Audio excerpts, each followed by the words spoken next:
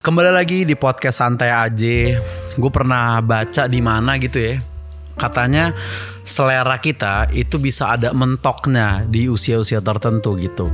Dalam arti kayak, ini gue waktu itu tentang musik ya bacanya. Jadi lagu yang lu denger di masa ABG lu, kayak gue lupa umurnya 17 sampai 25 atau berapa gitu. Itu tuh lu bakal suka untuk waktu yang lama banget dan lu akan suka banget gitu. Karena itu ibaratnya masa-masa labil lu. Nah, lagu-lagu ini nyentuh lu di saat itu gitu. Kayak misalnya sekarang umur gue 34 nih, tentunya banyak juga lagu-lagu baru gitu, lagu-lagu zaman sekarang yang gue dengerin dan gue seneng juga banyak. Tapi akan sulit untuk ngalahin lagu-lagu yang gue denger waktu gue umur 17 sampai 24 gitu mungkin. Jadi kayak selera kita di masa puber itu nempelnya bakal lama dan lengket ke kita gitu. Misalnya kayak sekarang Bernadia, gue suka banget lagunya gitu. Gue demen banget lagu-lagunya, tapi kayaknya mungkin gak akan sedemen gue denger Dentingnya Melly Goeslaw karena gue pas kecil denger Denting. Sukses Lancar Rezeki, SLR, gue demen banget tuh lagunya tuh, pang-pang gitu, gue suka banget tuh.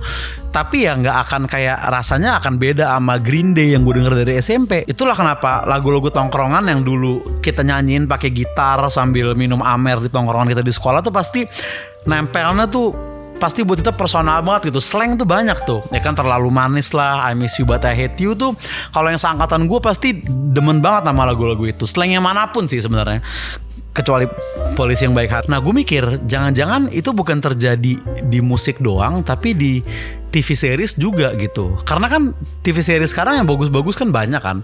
Beberapa juga gue tonton dan emang bagus banget gitu. Tapi kadang gue tuh nonton, maksudnya gue subscribe nih sebuah platform untuk namatin TV series yang udah pernah gue tamatin beberapa kali gitu loh. Padahal kan gue bisa nonton series baru nih, tapi gue malah nonton series yang udah gue tamatin, gue udah tahu plot twistnya apa, gue udah tahu siapa yang akan ngapain, gue udah tahu endingnya gimana, gue udah tahu.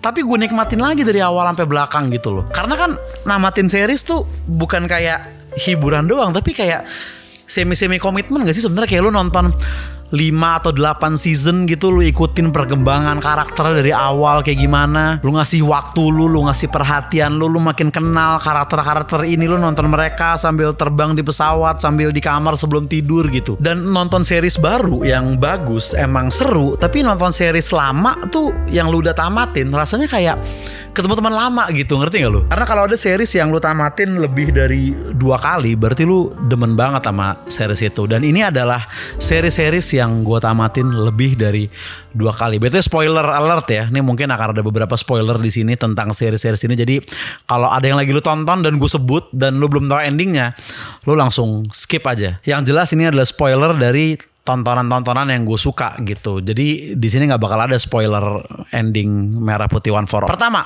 series yang gue tamatin lebih dari 2 kali, Breaking Bad. Bukan karena wah seru nih tentang narkoba, bukan. Kalau tentang narkoba doang mending gue tonton penggerbekan bandar narkoba di 86 Net TV, kan lebih narkoba tuh. Dan bukan juga karena gue suka ngeliat orang botak marah-marah, bukan. Kalau nyari itunya doang mending gue nontonin Reels-nya Om Deddy Corbuzier aja. Gue tuh demen sama Breaking Bad, Better Call Saul juga, El Camino, filmnya mereka itu karena menurut gue emang keren banget aja gitu. Alurnya pelan tapi menegangkan gitu loh buat kita yang nonton. Dan kita ngelihat Walter White berubah dari baik ke jahat tuh juga kayak seamless aja. Kita gak sadar, gak ada momen yang bikin kayak oh dia mulai jahat dari momen ini. Gak ada. Dari mulai makin lama makin brengsek sampai udah jadi kayak begitu aja gitu ya kan. Dari awal kita ngelihat dia tuh suka gitu, kita dukung, sampai lama-lama agak nyebelin, sampai lama-lama agak kesel, sampai lama-lama kita udah sadar kayak wah dia jahat nih gitu. Dan ada rasa kecewa di kita gitu. Mirip rasanya kayak ngelihat artis yang dulu kita suka terus sekarang jadi anggota DPR. Terus kalau di internet ya, netizen tuh banyak yang sebel sama karakternya Skyler ya kan, istrinya Walter White. Padahal kalau kita pikir-pikir ya Skyler ya normal aja gitu ya, istri aja pada umumnya. Ya istri mana yang gak ngomel kalau suaminya bilang kayak sayang sebenarnya selama ini aku bandar sabu terkenal, ya pasti ngomel lah. Tapi pas kita nonton pertama, kita tuh segitu ke bawah alurnya sampai kita seakan-akan sebel juga sama Skyler gitu. Itu gila banget menurut gue. Dan gue tuh suka tegangnya Breaking Bad tuh bukan yang kayak harus dipaksain gitu. Nggak setiap 10 menit harus ada ledakan, ada tembak-tembakan, ada orang loncat dari gedung ke gedung. Enggak.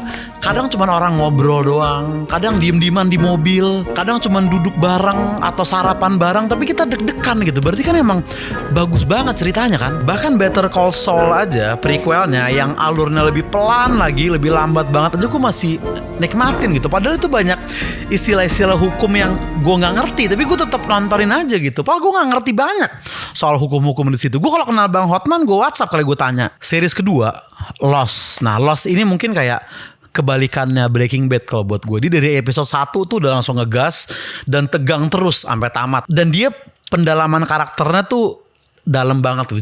Jadi kan Lost ini kan pesawat terdampar di pulau lah gitu intinya ya.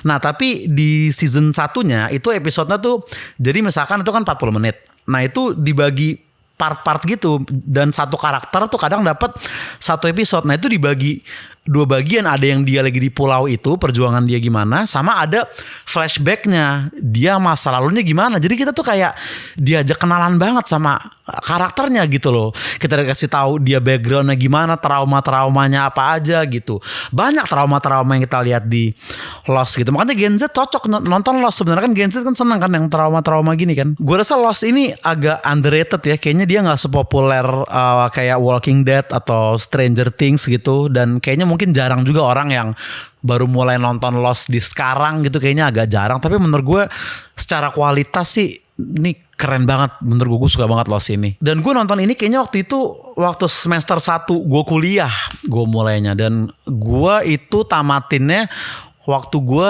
semester 2 gitu, waktu gue di drop out. Jadi sama gitu, gue di kampus sama mereka ya, sama-sama Lost juga gitu. Dua-duanya Lost, ngerti gak lu? Pada waktu itu. Dan itu sampai season terakhir masih bagus menurut gue. Walaupun netizen di luar negeri banyak yang bilang gak suka sama endingnya atau season terakhirnya, menurut gue sih masih keren gitu ya. Tapi emang tetap yang paling mantap tuh season-season awalnya, 3 season pertama lah menurut gue. Bener-bener kebayang banget gimana susahnya terdampar di pulau yang kosong gitu, nggak ada wifi, nggak ada lapangan padel, kosong banget lah, lebih kosong dari IKN. Ketiga, How I Met Your Mother gitu. Friends juga gue suka ya, klarifikasi gitu. Kalau menurut gue sebagai komedian gitu ya, Friends memang lebih lucu secara jokes-jokesnya, emang lebih gong. Pokoknya kalau main kocak-kocakan, adu kocak, itu emang kocakan Friends dibandingin How I Met Your Mother. Tapi mungkin karena gue duluan nonton How I Met Your Mother dan gue nontonnya itu di masa ABG gue, jadi kayak lebih personal buat gue rasanya. Kayak comfort series banget gitu untuk gue tonton ulang. How I Met Your Mother tuh rasanya kayak makan mie rebus waktu lagi hujan-hujan gitu, kayak ketiduran di taksi di jalan tol gitu, kayak nyaman gitu rasanya nonton ini. Dan mungkin momennya pas ya, kayak gue nonton tuh waktu gue umur 24-25, dan di ceritanya emang karakternya tuh waktu awal tuh umur-umur segitu, jadi kita relate banget gitu seakan-akan. Nah, ini endingnya juga jadi perdebatan banyak netizen juga, banyak yang kurang suka juga sama endingnya. Tapi tetap menurut gue secara keseluruhan How I Met Your Mother tuh series yang oke banget gitu. Adegan favorit gue, spoiler alert, itu waktu Barney ngelamar Robin di rooftop. Series keempat, Modern Family. Ini juga sama kayak How I Met Your Mother nih, comfort series juga. Mereka nggak perlu ada plot twist yang gila-gila banget, nggak perlu ada konflik yang tegang banget, nggak perlu ada hal yang megah-megah banget. Cuman ya udah, masalah beberapa keluarga di kehidupan sehari-hari aja, tapi enak banget ditonton gitu loh. Dan ini kayaknya satu-satunya series di dunia yang gue tonton tuh bener-bener pas baru mulai gitu. Jadi pas gue mulai nonton ini, emang yang baru tayang tuh emang baru 1 episode doang.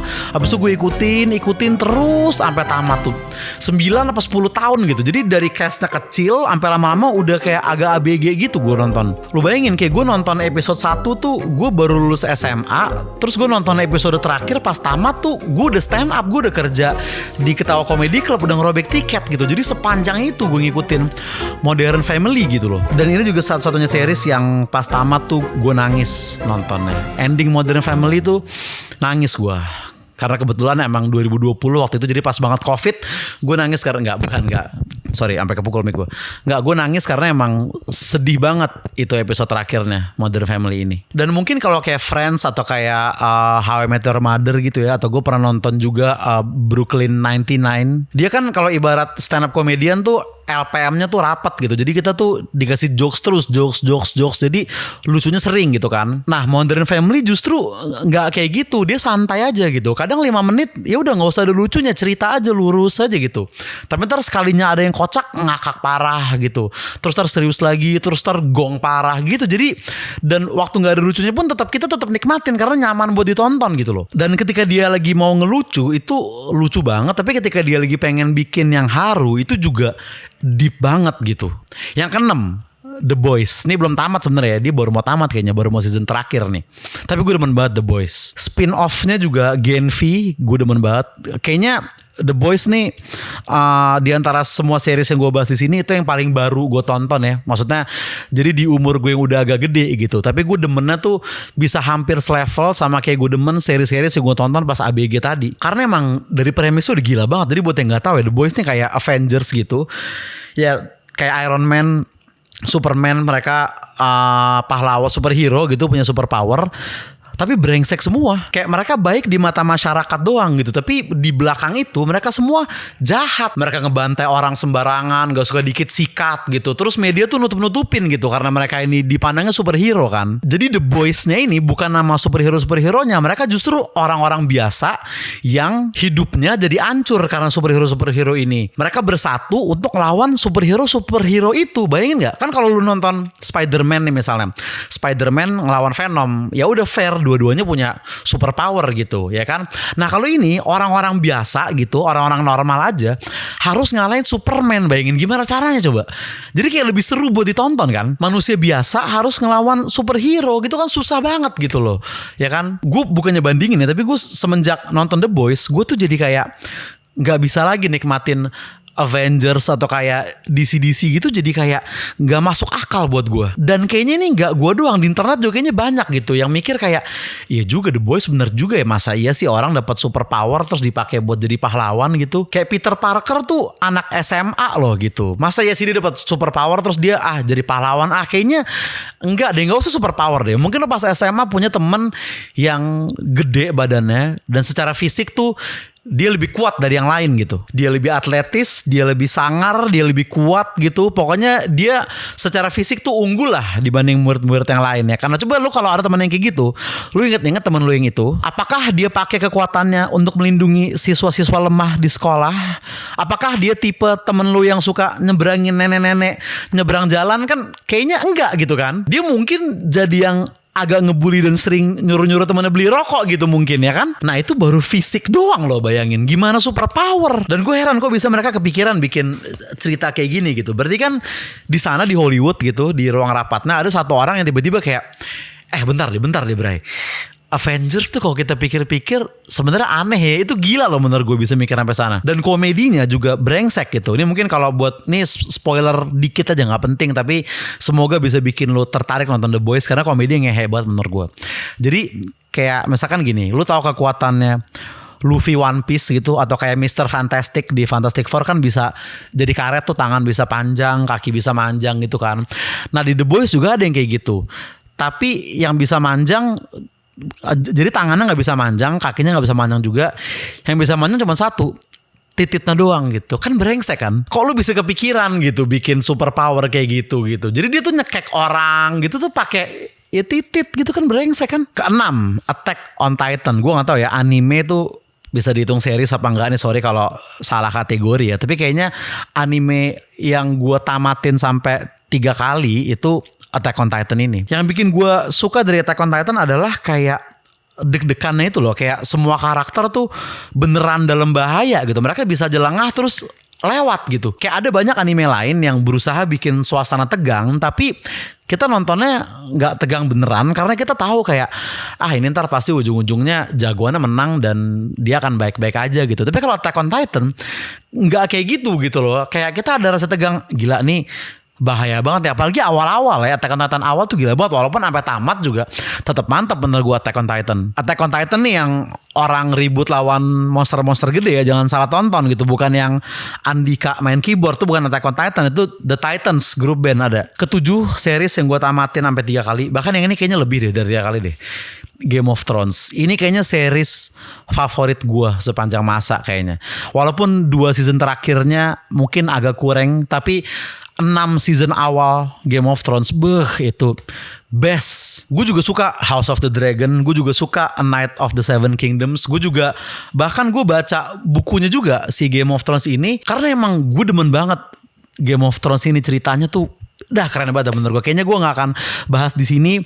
Ntar mungkin gue bikin episode khusus untuk Game of Thrones. Jadi itulah seri-series favorit gue yang gue tamatin berkali-kali. Mungkin dari jenis-jenisnya lu bisa ngerasain lah ya selera gue tuh yang kayak gimana gitu. Mungkin lu ada rekomendasi buat gue, apalagi ya enaknya yang gue tonton, yang lu udah tamatin dan gue belum tonton. Lu boleh tulis di kolom komentar gitu. Atau kalau ada series yang lo tamatin 3 kali lebih, berarti lu suka banget sama series itu.